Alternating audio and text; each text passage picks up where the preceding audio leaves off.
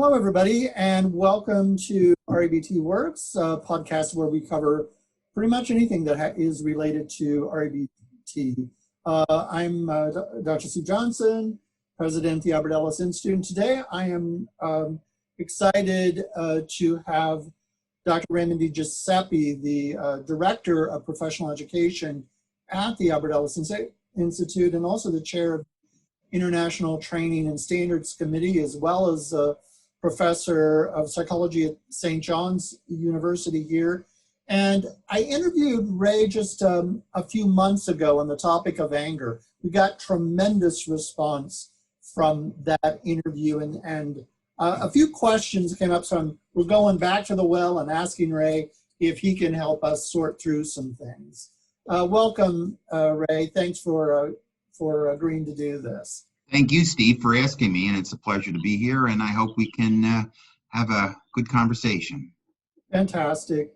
One of the things that you said in the last interview, Ray, when we didn't have time to amplify on this, and that is there seems to be this problem with coming up with positive words for some kind of functional form of anger. You know what I mean? And could you just kind of help us kind of how you conceptualize the difference between a healthy or a functional versus a dysfunctional form of anger? And if you have vocabulary around that, we'd appreciate it. Well, I think this is a really difficult problem with anger. And I think the problem is that all of our emotions did evolve to have survival value. You know, the most influential emotion theorist today appears to be Paul Ekman, who takes his work directly from Charles Darwin. And Darwin wrote this book on the, evolution of emotions in animals and man. I guess women didn't have emotions back in the 18th. So, there was this idea that each emotion has a survival value. Fear has a survival value, that we escape predators. Now, unfortunately, most of us now escape, the opinions of others rather than saber-toothed tigers. Depression is thought to have a survival value because you sulk and you ruminate, you think about a problem, and maybe through thinking about it, come up with some new solutions. Anger has always been sort of a problem about what is the function or the positive aspect of anger. And, I collect these quotes of famous people about anger, and I have about maybe 220 of them. And they come from, also historical eras and people from around the world. And of those more than 200 quotes, only about 4 focus on any positive aspect of anger. So all of the great thinkers of philosophy, history, religion, literature have portrayed these quotes of anger as a problem, and very few have presented anger as having an advantage.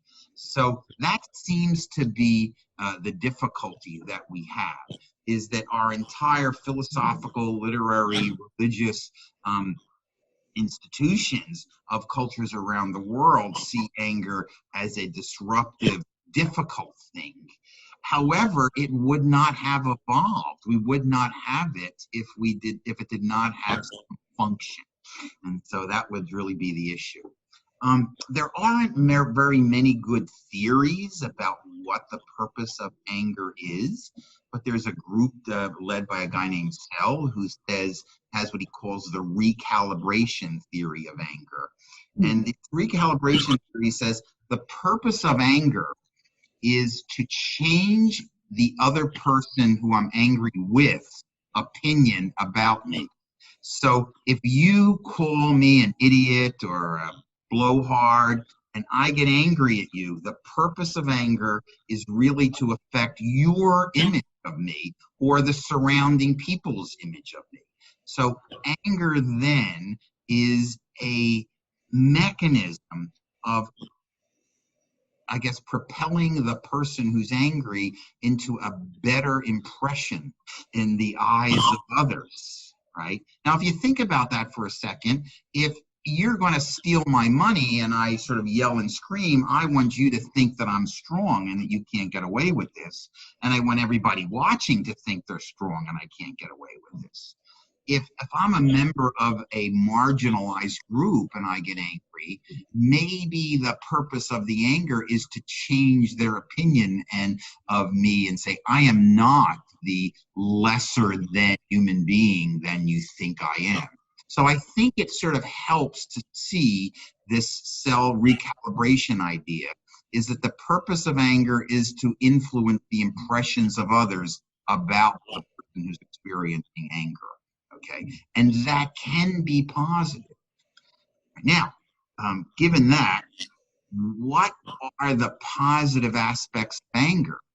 Well, if we are living in the wild and you're in a tribe, a couple forests away from me, and I scare you off, I don't really care what happens. I protected my coconuts or my apples, and I have them here, and I don't really care about it. But if I get angry at those people in my tribe, then I have to live with them, and they may not like me. So there is this issue of anger has two outcomes, a short-term outcome and a long-term outcome. The short-term outcome is I drive away the person who's trying to poach my goods. Right? The long-term outcome may be that they're afraid of me and they hate my guts. Now, that works if you're too far away. It doesn't work if you're my son or my uncle and that's really the problem, is that people get angry and that they are reinforced by the short term and really damaged by the long term. And I think that's really one of the difficulties. So what is healthy anger? I think healthy anger is something that we don't see too many models. If I would say to somebody, give me an example of a healthy anger, someone who was angry and someone whose anger led to a positive outcome and was functional, who would that be? And I think you'd have a hard time looking through the, our literature, our movies, our stories, our, Bible parables of people that have a healthy anger. And I think that that's really part of the issue. And I think that the issue about anger that makes it unhealthy is the impulsivity of it. Oh. So, who's written, I think the best writing about this comes from Seneca, the Roman philosopher, because Seneca argues that no general wants his or her soldiers to be angry at the enemy, because then you go off in a rage and an impulse and attack them, right? So think about the Roman army and how it managed to dominate the world. It dominated the world on discipline.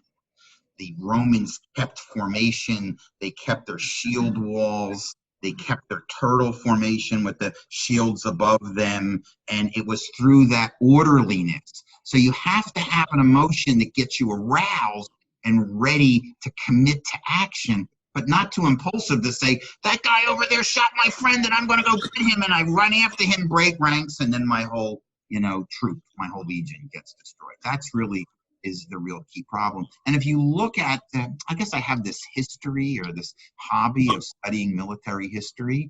And if you think of, the ancient Greeks had a similar situation with the hoplites formation and the shield walls. You think about the Romans, you think about the Vikings had a similar situation, and the British Army, when Britain ruled the world, had another sort of organized rifle action that really worked for them.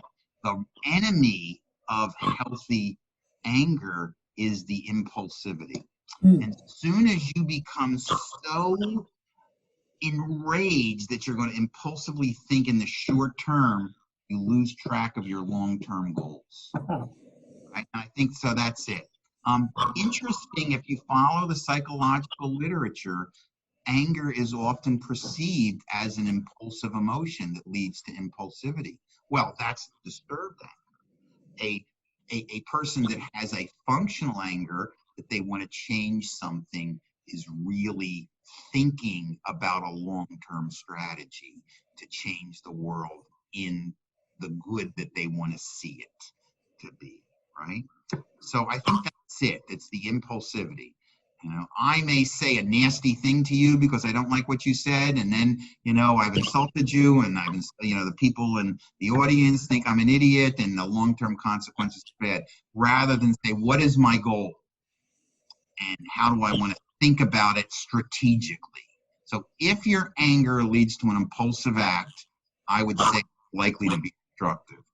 If your anger leads to no action because you're just too, controlling yourself, then it's dysfunctional. If you can problem solve to have a coherent solution that requires organization to complete, then it's a healthy anger. I don't know if that makes sense. It does make sense. And so do you use that distinction actually in a session with a client to help assess whether anger is functional or dysfunctional? Well, I think the problem, I always say, and I probably said in the last interview with you, that angry people don't come for therapy, they come for supervision. They want to change all the other people, and they want to do it impulsively and right now. And what you really do is you have people who are referred in for their anger problem by somebody else, and you want to look at the cost-benefit ratio of their anger. In other words, what does my anger get from me? When I act on my anger, what happens?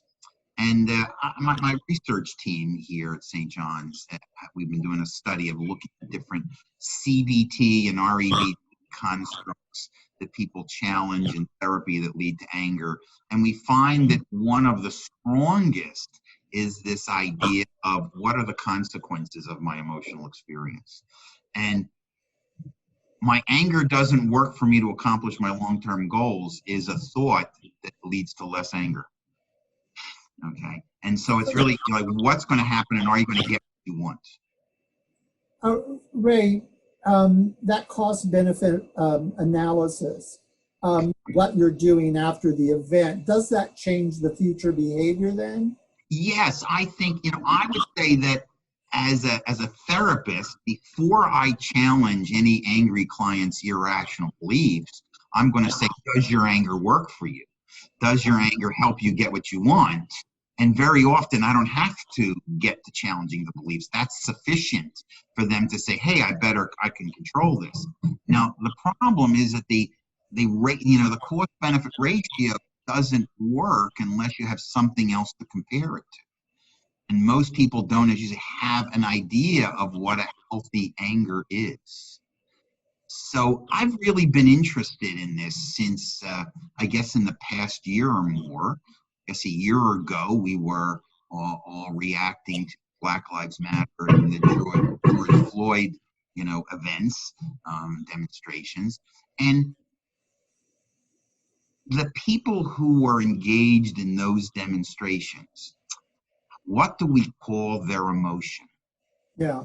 First of all, they probably had a healthy emotion that was in the anger family, right? Because go back to Sell's, recalibration theory, the purpose of their anger and their demonstrations was to convince others that they were not the demeaned group that they were identified to be, so that they really were trying to recalibrate their own image, right, in other people's eyes. And the overwhelming majority of them were very organized, strategic, and not impulsive, right? I can just recall this, last July, my family and I were driving across country and we passed through Lancaster, Pennsylvania. During our drive through the city of Lancaster, where we were going to stop for a meal, there was this demonstration. And I remember thinking, oh man, we're going to be stuck in this demonstration. They're going to keep us here for hours. And I was so impressed with these demonstrators because they had signs. They went up to the cars that they were blocking and said, "We're here for this purpose. We'll keep you as little time as possible." They didn't make an enemy out of me, even though their purpose was to stop me and have me take notice. So there was a real plan, a real strategy, and a real lack or good executive function to do it in an orderly way to get the point across.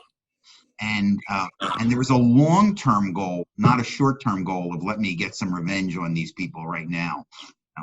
And I think that we don't have too many positive role models. If I could have filmed these Lancaster demonstrators last summer, they would have been a perfect example of a functional anger. They truly wanted to change something. They truly were upset about it and thought that it, be better off not existing. And they truly had a plan that was organized and carried out with attempts to minimize hostages and minimize making enemies as much as possible. And I think that was really important. So I think we make a mistake in anger because we don't have words that include these people that have some issue to be angry about. But we just have that one word, anger. There's that disturbed anger and healthy anger and impulsive anger, and we have healthy anger, and I just don't think our language has the shades of distinction to identify these characteristics. Some people recommend for that demonstration that that kind of an event and whatever the emotion was that the individuals who participated had as kind of righteous indignation. Does that work for you, or do you think I love that phrase. You do. Okay. I think it really makes a lot of sense because I think for many people who are victims of crime or victims of assault or victims of sexual assault or, victims of prejudice and members of, groups, marginalized groups, there is a righteousness about their cause.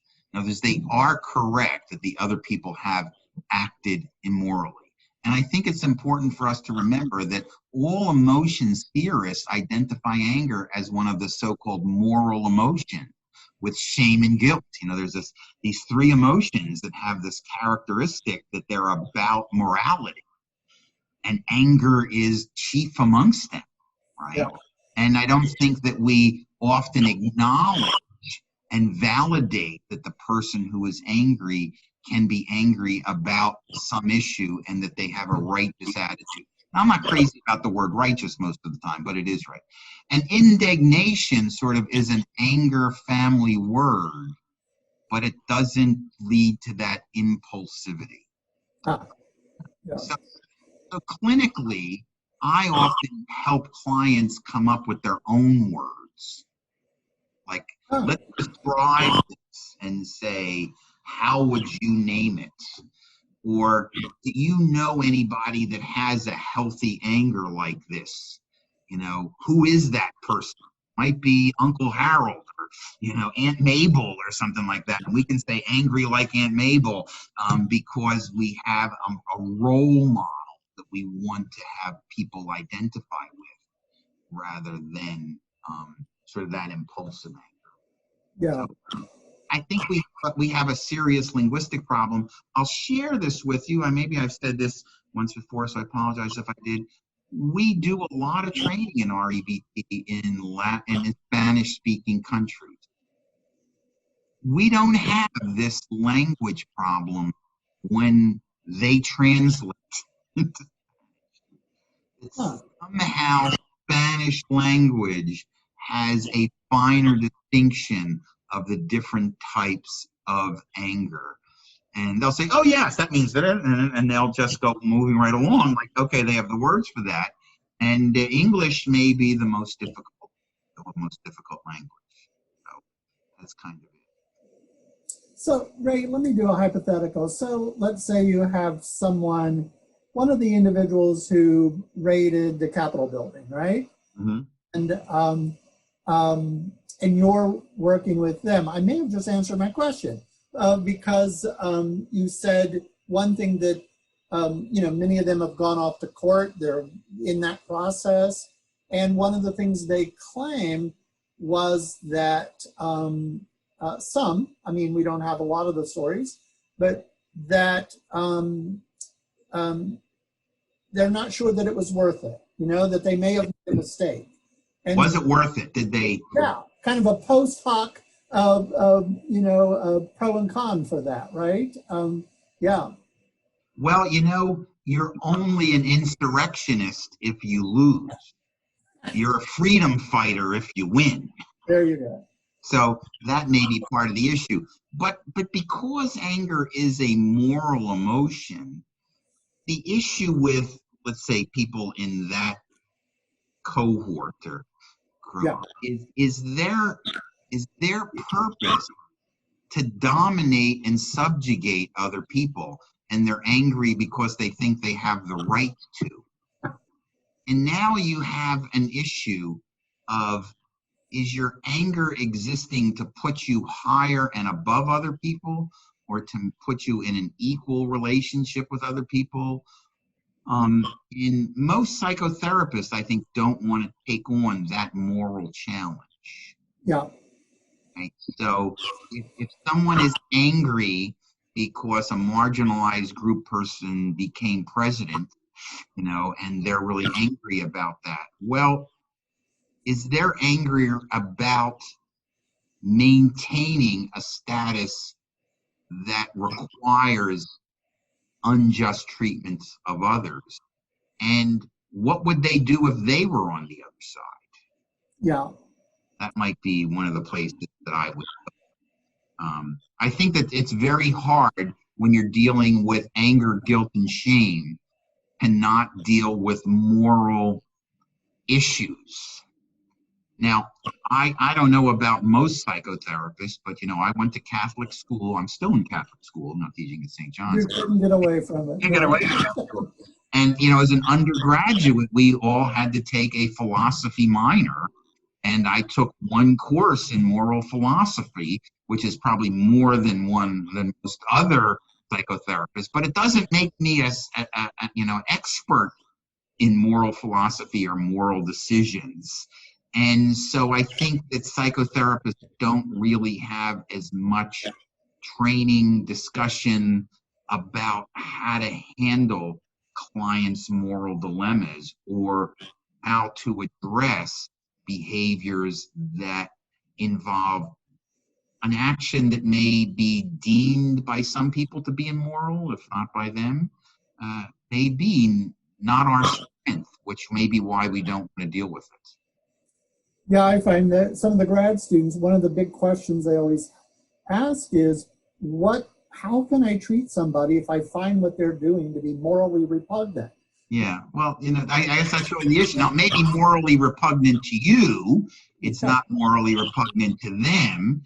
And for me, the big issue is the behavior really involve the subjugation of other people? Yeah. Now, if you want to engage in some sexual behavior that is, repugnant to me, but, probably is the mainstream of sexual satisfaction for some culture somewhere, right. I think I would let cultural relativism rule. But if your status requires other people being subjugated, that may be an entirely different issue that we want to deal with. And I think that your students are raising this, Steve. My students have raised this too. But as a field, we don't have much of an answer because maybe we haven't addressed it. Yeah, and I think often we have a real hands-off issue about values. And what we do with values, We can throw our hands up and go, well, we're not going to evaluate their values, etc. Well, let me be the devil's advocate and go back to some writings of Albert Ellis. Albert Ellis's writings include 12 characteristics of mental health, adaptive functioning. And one of those is to be pro-social. Yes.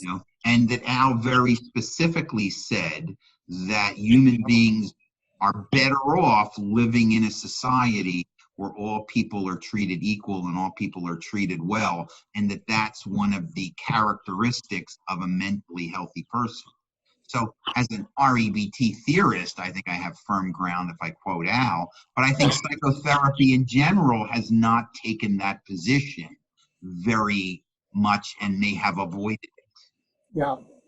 And I did like what Al said on that, unconditional self-acceptance really needs unconditional other acceptance right along with it. And it's just kind of academic which one gets primacy, because if both are necessary conditions, right?